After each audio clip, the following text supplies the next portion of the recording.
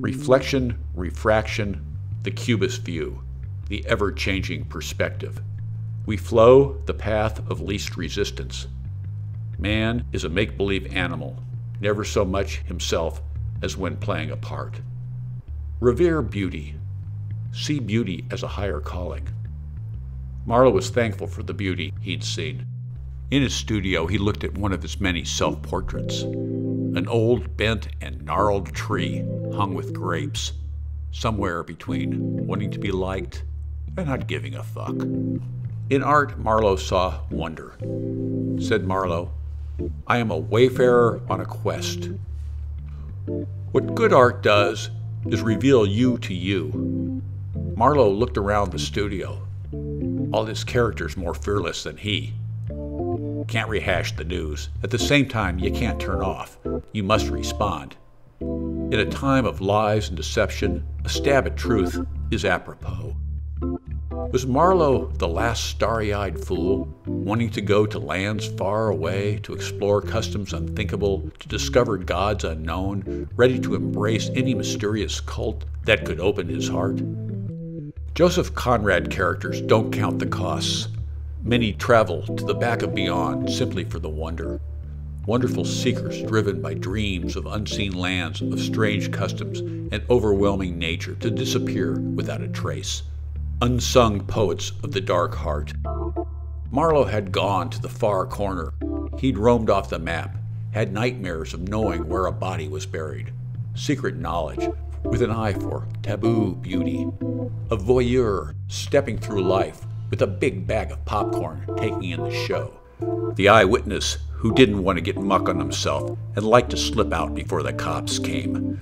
Who knew reality could be nasty and art can't always be pleasing. Still, all is sacred, all is holy. The artist as time traveler. Art Smitten learned to look back to look forward, and when he was needed in the future, he heeded the call. But the future was dangerous, and as Raymond Chandler said in The Long Goodbye, there is no trap so deadly as the trap you set for yourself. From Marlowe's point of view, it could all be a joke, him the butt of the joke. Art Smitten did nothing to dissuade him of this possibility and quipped, "You like to chase phantoms, Marlowe. That's what you do." Well, that is what Marlowe did. Was he out of his tree, a screw loose, a nutter? Maybe, but who is watching besides the security camera? Marlowe waved to the camera. He was a reporter of disorder whose job it is to say what needs to be said and not be full of crap. The artist is needed in the future more than ever. The future is not yet written. The artist cannot turn away. Said Smitten, "Someone has to bring the future back, be the messenger. That's you, Marlowe. Someone has to travel to the dark interior and return with the goodies." Conrad's Charlie Marlowe was a storyteller in sympathy with the lonely and picturesque. Our Marlowe was mired in the cesspool of his times, deciphering coded messages, capturing allegories, reading the walls, and the walls were screaming and screaming loud. Marlowe, like many people, consumed too much news. Welcome to the near tomorrow. Low down in Tiki Town, they cut open a chicken and laid out the guts, and the guts didn't augur well. They wanted to foretell the future, and the liver was diseased. The sign said, "Eat." That's where you ate. What was served was harsh, tart, sour to the taste, not five-star cuisine. But the artist must eat where the artist must eat. Don't order steak tartare. It might be a friend, or you might bite into worms. Welcome to the city of the future, the culmination of human cruelty, stupidity, and greed. Ruling out good motives and showing no respect for human decency, some did their best to adapt to the new reality. Despicable, the new respectable, a revolting development. Codes of conduct whittled to nothing, manners scarce. Old conventions crumbled. The air felt dead. No feeling of culture or history or place.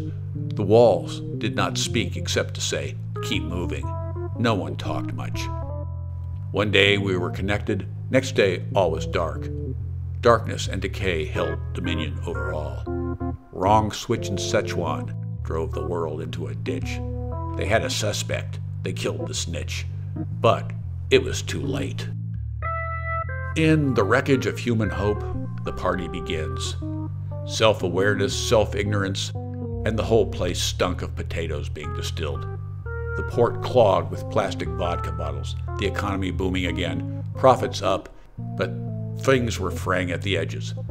Slipshod service, wheels breaking off, planes falling out of the sky. The company boasted attention to detail. Detail was their mantra, but they discounted the human factor. Hard to automate humans, keep smiles fixed. Nothing was built to last. All was constructed on weak soil. All was disposable. The writing on the wall was plain as day. Most averted their eyes. Now they subsist on roots dug from the ground. At the ancient temple of love, nothing remains but a naked surface of loose sand. On one remaining wall crawls a vine flaunting its yellow blossoms. Mr. Boots. After deconstruction, reconstruction. Mr. Boots, lost reward. What is the value of nothing? What is the value of air? And it was only the brave explorer who set out for the city of the future, a grim and gloomy place, a city made up of solitaries, the mood dark, the music in a minor key, and when the power was cut, all was dark. First the bomb, then another bomb, and many bombs after that, thinning the herd. But if it wasn't your herd, and the radiation didn't reach you, the bombs could be ignored. There were still a few buildings standing. And those people on the coast, never liked them anyway. They were smug, had it coming. No news is good news, and if no good news is no news, then there's no news today. Rerun's fine for most people. Who has time for news? Hey, get another job. You needed 4 jobs to pay the rent. The freedom to shoot your neighbor resulted in a new surge of patriotism. Let them not say of the city of the future that it was not an olfactory experience.